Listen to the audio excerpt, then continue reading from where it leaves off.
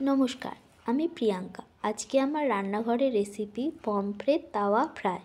Pomfret তাওয়া fry বানানোর জন্য প্রথমেই আমি মাছগুলোকে ভালোভাবে পরিষ্কার করে নিয়েছি।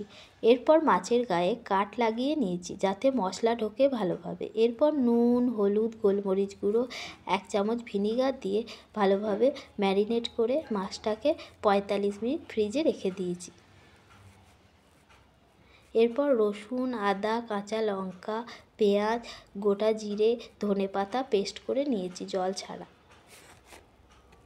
এরপর এই পেস্টের মধ্যে ধনে গুঁড়ো, গরম মশলা গুঁড়ো, লঙ্কা গুঁড়ো, 1 চামচ সাদা তেল, 1 চামচ বেসন, 1 চামচ ময়দা মিশিয়ে নেব।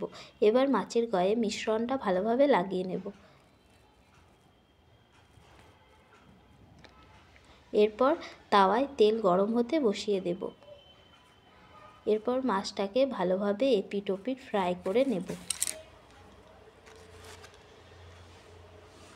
এবার সবশেষে উপর থেকে একটু চাট মশলা ছিটিয়ে দিয়েছি।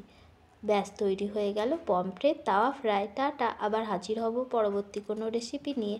আর আমার রান্না যদি আপনাদের ভালো লেগে থাকে তাহলে অবশ্যই আমার পাশে থাকার অনুরোধ রইল।